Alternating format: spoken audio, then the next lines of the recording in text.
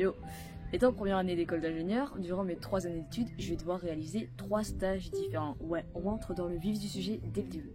Et là, durant ma première année, je vais devoir réaliser un stage ouvrier. Mais avant tout, qu'est-ce qu'un stage ouvrier? Parce que moi, je suis rentré en première année, on m'a dit, fin d'année, tu fais un stage ouvrier. Je suis en mode, frérot, mais c'est quoi un stage ouvrier? C'est quoi la différence avec un stage normal? Et donc du coup, je me suis dit, ça pourrait être intéressant de vous expliquer les démarches à faire pour pouvoir trouver un stage. Surtout que je ne le fais pas n'importe où parce que, disons que j'ai un peu douillé le système. Allez, sur ce trêve de bavardage, et rentrons dans le vif du sujet.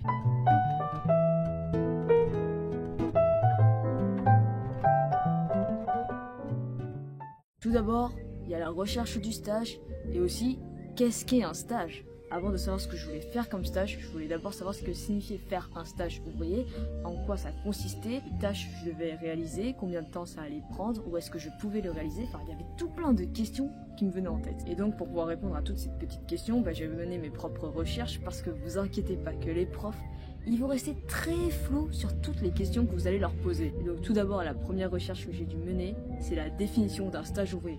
Waouh, recherche de zinzin.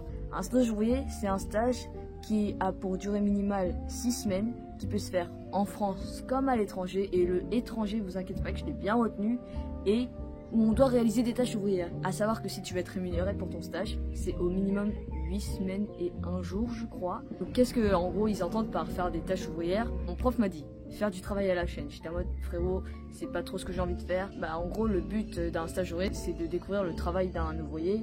Donc oui, c'était un peu dans le nom, mais en gros, ça va être faire du travail répété à la chaîne, comme dirait mon prof, tel qu'un opérateur, ou encore tu vas travailler dans la production. Enfin, tu vas vraiment faire des choses chiantes. La mission principale d'un opérateur de production, ça va être genre faire de l'emballage, de l'assemblage, fabrication, préparation, ou contrôler des trucs. Rien de bien palpitant, mais il faut bien commencer par là. En vrai, en fait, le but d'un cursus ingénieur, c'est d'abord tu commences, c'est triste de dire, mais à l'échelle la plus basse, autrement dit ouvrier, et au fur et à mesure des stages, tu vas évoluer et tu vas découvrir les métiers les plus intéressants, je pense, lors de ton 3e stage, donc en 3e année. C'est pour ça que c'est le plus long. Mais il fallait bien commencer par un stage ouvrier en première année, et je comprends totalement l'objectif, quoi. Et donc, quand j'ai compris que je devais passer par cette étape, cette case départ qui est stage ouvrier, j'ai commencé à chercher le genre de stage qui pouvait me plaire potentiellement à moi. Et j'avais quand même quelques critères en tête. Déjà, c'était partir à l'étranger, parce que moi, le but de mes 3 stages, c'est être à l'étranger pour chacun des stages, et également faire un truc qui me plaît à chaque fois, parce que quitte à travailler, autant que ce soit un travail qui me plaît. Même si je sais qu'on n'a pas tous la chance de faire ce qui nous plaît, mais moi, j'avais vraiment ces 2 objectifs en tête.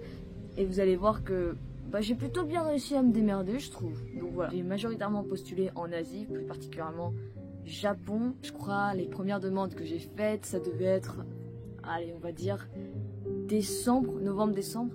Donc du coup, comme je postulais à l'étranger, j'avais forcément CV en anglais et lettre de motivation en anglais. Et nous, à l'école, on nous a grandement conseillé de faire un compte LinkedIn.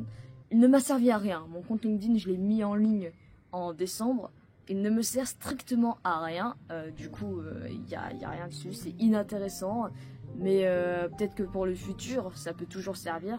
Pour le moment, il n'y a pas grand-chose, quoi. Mais tranquille. Moi, à chaque fois que je postulais pour un stage, c'était soit sur le site web de l'entreprise. Sinon, directement, tu peux remplir un questionnaire sur les sites des entreprises. Et j'étais en mode, vas-y, je le remplis.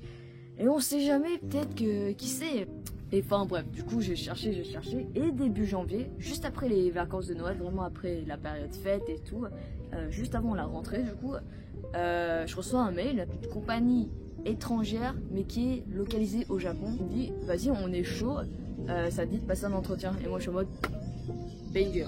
Début janvier, on se tient en contact, on fixe un rendez-vous pour l'entretien, et on fait l'entretien, je crois, mi-janvier. Une semaine après qu'il m'ait répondu, on fixe l'entretien. Et il s'avère que la personne, donc le directeur de l'entreprise, c'était une start-up, le directeur de la start-up, parlait français.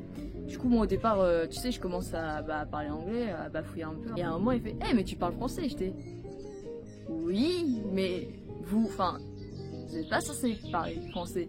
Du coup, l'entretien s'est hyper bien passé, c'était grave cool et tout. J'en parle à mon école et je dis, franchement, cette entreprise, ça a l'air trop bien, j'aimerais trop y aller et tout. Et l'école fait, non, c'est un stage de 2e année que tu trouves là.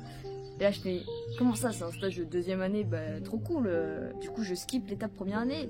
Et ils me disent, non, non, non, tu dois faire un stage ouvrier de première année si tu veux valider ta première année. Si tu fais pas un stage ouvrier, tu n'auras pas ta validation pour passer en seconde année.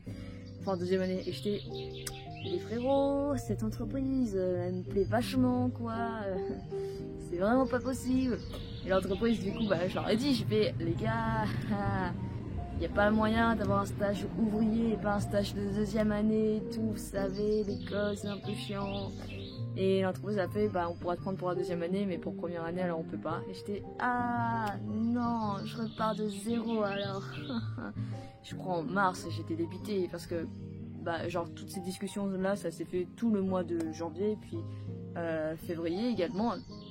Et j'arrive en mars et je suis en mode, ah, bah, finalement, j'ai toujours pas de stage. À savoir que les stages commençaient dès le 10 juin, enfin, commencent dès le 10 juin, parce que en ce moment, je suis pas encore partie pour mon stage.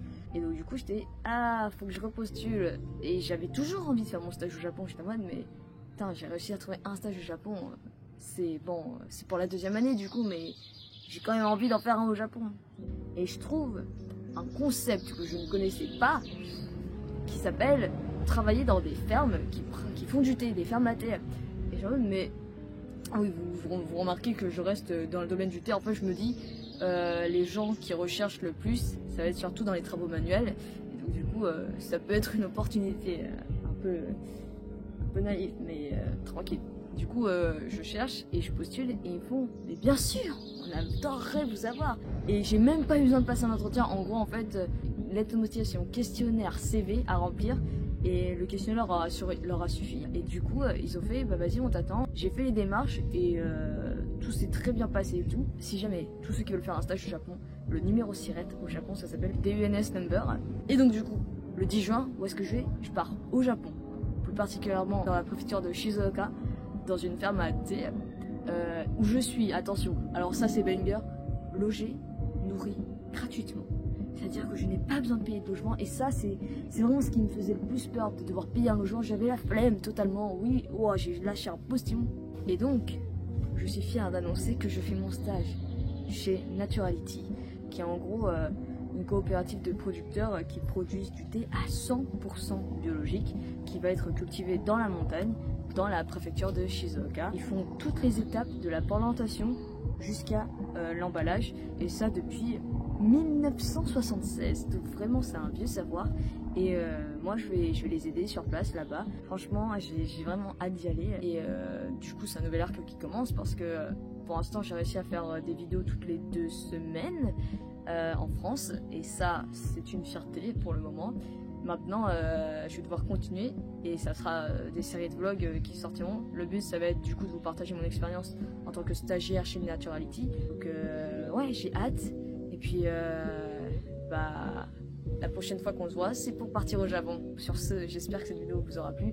En vrai, c'est vraiment un amalgame d'informations, franchement, par-ci, par-là. J'ai parlé un peu dans le vide, mais je me suis dit que ça pouvait toujours être intéressant de partager comment j'ai trouvé mon stage, même si c'est pas très clair, mais en vrai, tranquille. C'est une vidéo qui vous prépare au futur arc Japon, arc Shizuoka, arc à la campagne japonaise. Et ça va être digne d'un film Ghibli. Bref, je parle trop pour rien dire. Moi je vous souhaite une bonne journée, une bonne soirée. J'ai filmé ça dehors, franchement il fait beau, autant en profiter. Et moi je vous dis tchuss, et la prochaine fois on se voit pour le Japon.